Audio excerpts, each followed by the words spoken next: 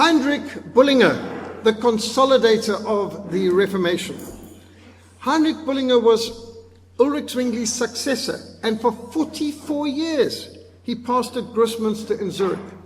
Now, I have only been a Christian for 44 years, and Heinrich Bullinger was a pastor for 44 years of the most important church in Switzerland, the most important church in Zurich, Grossmünster, the successor of Ulrich Zwingli. Considering the important role he played and the prodigious quantity of his writings, one of the most prolific writers of all time, it's remarkable that Bullinger is one of the least known of the reformers. Born on the 18th of July, 1504, the fifth son of a priest, Heinrich Bullinger, Heinrich was sent to study at the prestigious Heinrich Seminary on the Rhine at age 12. He became a seminary student at age 12. What were you doing at age 12? I was still in junior school. At 15 years old, he enrolled at the university in Cologne, earning his Bachelor of Arts the next year. It was at this time that he was converted to the Reformed faith through studying the Latin and Greek fathers of the church. In 1523, Bullinger was called to teach at the Cistercian monastery of Kappel, near Zurich. And here he taught on the epistles of Paul and proposed to Anna Adelschweidler, a nun who remained in a deconsecrated convent. And Bullinger's proposal writing is still preserved. Do you want to share with me sorrow and joy, and under my protection live in love according to God's order? And her yes was uttered at Grossmünster, where Ulrich Zwingli was the pastor in this church here. After the death of Ulrich Zwingli at the Battle of Kappel in 1531, Bullinger was chosen to become his successor as pastor of Grossmünster. Appointed first minister, which is the equivalent of a reformed bishop, he had many pastors under him. Bullinger and his family moved into the house of Zwingli, this house, and he took responsibility for caring for the widow and for two dependent children of the reformer who had been killed in the battle. Heinrich Bullinger's marriage to Anna was long and loving and produced 11 children. All of their sons became Protestant ministers. For the next 44 years, Bullinger presided over the destinies of the church in Zurich, and he consolidated the Reformation begun by Zwingli. Bullinger was a prolific writer, and his widely published work included decades of sermons. There were 50 sermons on Christian doctrine, which we've got translated into English because the English church, the Reformation church in England, required the pastors to preach through every sermon. There are 52 Sundays, and 50 of these sermons are provided to work through all the doctrines of the Reformation. And these are the kind of practical writings that Bullinger provided. The history of the Reformation is another of his books, and also the diary. Because of his growing authority as a respected theologian, his conciliatory spirit, he wasn't the kind of person like Zwingli and Luther. This is a diplomatic man. He was conciliatory, he could counsel, he could bring together people who were of opposing views. He had diplomatic gifts. He became the friend of John Calvin and of Theodore Beza, the first of the leaders of the academy in Geneva. And he became the recognized head of the Reformed churches of Switzerland, not only of the German Reformed churches, but of the French Reformed churches too. He maintained important correspondence with political and religious leaders throughout the whole of Europe. More than 12,000 of his letters are preserved at the Central Library in Zurich. Those are the ones we've got. There were many more that he wrote. Through his sermons and publications, including Bible commentaries, he exercised a lasting influence on the Reformed movement worldwide. And here they've got the different reformers sitting around a table, not that they would have all been there at the time, but the man at the top left is Bullinger. So Bullinger's there, while Luther and Calvin are sitting at the front of the table, as you'd expect, and Wycliffe is over here to the right. Notice in the foreground you've got the devil and the Pope and the monks trying to blow out the candle representing the light of the gospel. So you've got the reformers here standing around the word of God, the light of the candle, and you've got the Pope, the monks, the friars, and the devil trying to blow out the light. That's the kind of cards they produced at that time. Bullinger's decades were many times republished and translated into French and English in particular, And Bullinger's correspondence included Henry VIII of England and King Edward VI of England. And when in 1570 Queen Elizabeth needed to prepare a response to the papacy, who were announcing an excommunication, she turned to Bullinger in Zurich to draft her reply. Bullinger's contributions to systematizing the doctrine of Zwingli and organizing the churches of Reformed Switzerland were decisive. In 1537, he wrote the first Helvetic Confession, or the first Swiss confession, which was adopted by the Church of Zurich and Bern and Basel and Schaffhausen and St. Gall and Mulhauser and Bienne. And in 1549, he, along with John Calvin, wrote the Zurich Agreement on the Lord's Supper. In 1566, Bullinger's brief exposition of faith became the basis for the second Helvetic Confession, which remained for centuries the basis for the Reformed churches of the Swiss Confederation. The Helvetic Confessions are widely known and respected amongst the Reformed communities of France and England and Scotland and Poland and Hungary and Bohemia, what today is the Czech Republic. They also left an imprint on the Presbyterian churches in America, who turned to the Helvetic Confessions for the definitive gold standard. And in this way, you can see that Bullinger and his writings and his teaching ministry went far and wide, even to South Africa. One historian commented about the Helvetic Confession: "This confession is the most natural and the simplest of all. It says in the clearest way what it means." And this is the Latin version of the second Helvetic Confession. I've got a book on Reformed confessions harmonized, where they've got the different confessions, much of which were actually written by Bullinger. Zwingli wrote concerning Bullinger, "This young man is very learned. He compares everything. He reconciles everything." Notice the stained glass window here in Zurich. It's got Ulrich Zwingli on the one side and Heinrich Bullinger on the other. And the one with the Bible and sword, the other man just with the Bible. Bullinger was not the fighter that Zwingli was, but he was the teacher and the pastor.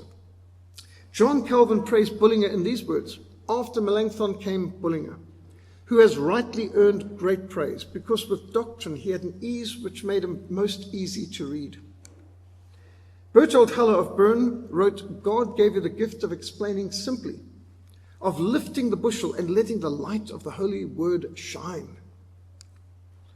Conrad Pelikan of Basel wrote, "A bishop in his youth, pious, loyal, educated, true and devoted, an incomparable preacher, the words of whom act within as the pen of Christendom, a man of God." The Archbishop of Canterbury in 1586 instructed ministers that they should read a chapter of the Bible every day and one of Bullinger's sermons every week. The foreword to the English translation of the Decades of Sermons states, "These sermons are comparable to a gold mine. The deeper you delve, the richer they are. The abstruseness of Calvin is here replaced with an extraordinary clarity of expression." If you find Calvin hard to understand, read Bullinger. He makes it super clear. The successor of Calvin, Theodor Beza, had been won to the Reformed faith at the age of 16 by a tract written by Heinrich Bullinger. Many key people won by gospel literature. We should use literature. Beza wrote, "We are used to being strengthened by you." Beza referred to Bullinger as our rudder and as his father in the faith.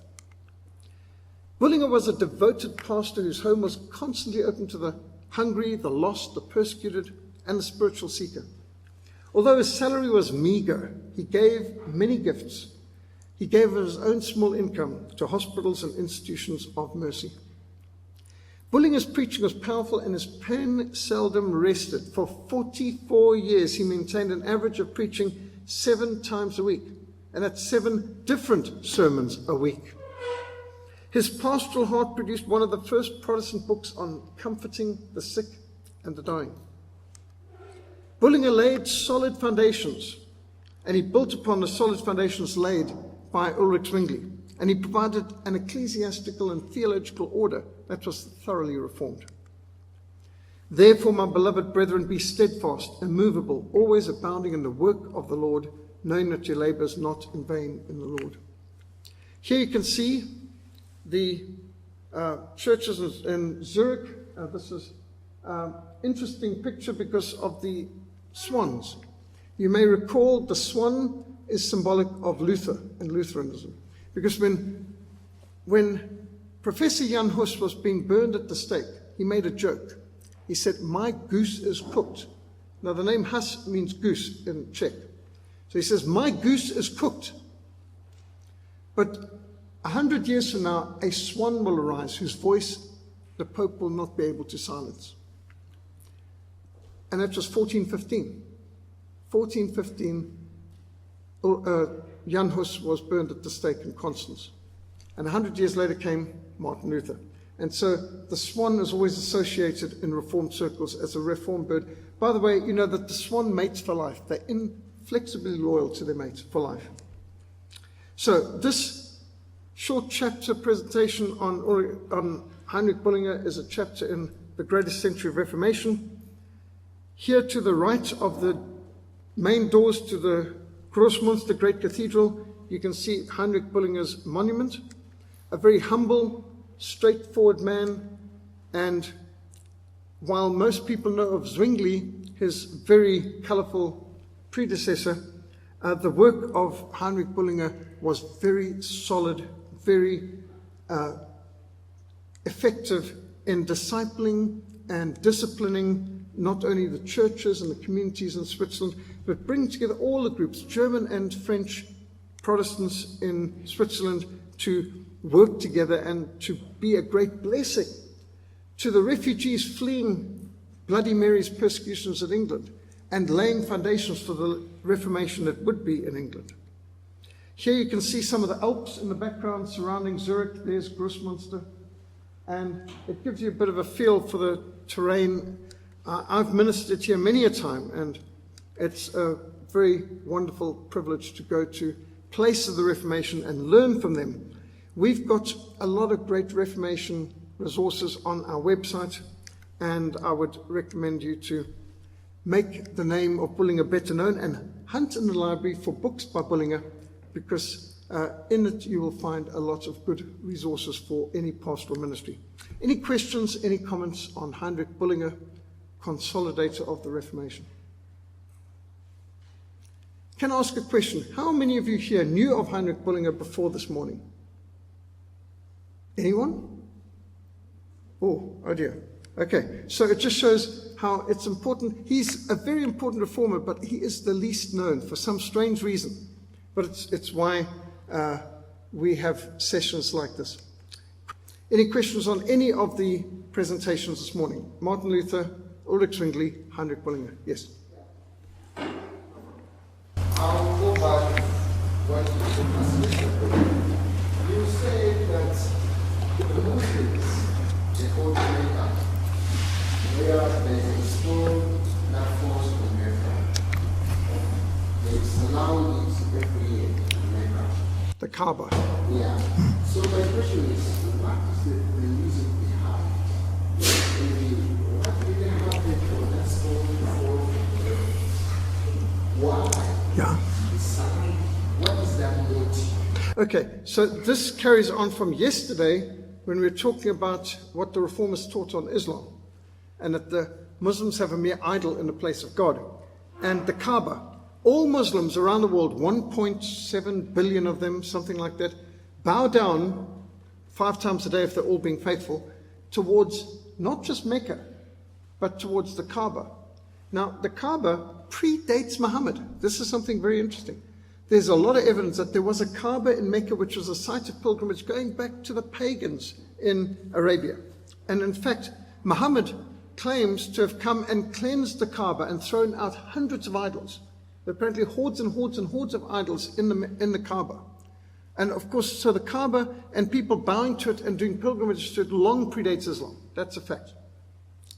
And Muhammad cleansed the Kaaba of the idols, and he left only one stone in it. And that stone is Allah. You can actually see in the British Museum, as I have in London, an idol from Mecca, from Arabia I should say, of a crescent moon. and the name is written on the idol in Arabic, Allah. And this predates Muhammad, that there was a deity. In fact, considering his uncle and his grandfather had names like Abdullah and so on, where they were the slave of Allah. Allah was a known name which was being used even as family names in Arabia before Muhammad and before his revelation from an angel, apparently. So the Kaaba had a lot of idols, and one of the idols, or one of the gods that the Arabs in their pagan past worshipped was Allah, who is the moon god. Now, in the Kaaba is a meteorite, a rock, a piece of rock, a black rock, a big one, that fell down from the earth. Now, some meteorites hit the earth. And if you're lucky, you're not nearby when it happens, because you can imagine it's heavy metal. I've seen in Namibia a big crater created by a meteorite. And the rock is at the bottom there, but there's this massive hole there. That was created by a rock that fell from space. Now, it probably didn't come from the moon, but because the moon's the closest planet to us, many people assume not that the moon is a planet, correctly speaking. But a piece of rock falls to the ground. There's a lot of meteorites floating around the atmosphere, space, but some come through and land at a few places on Earth. And many superstitious people, you understand, would worship it.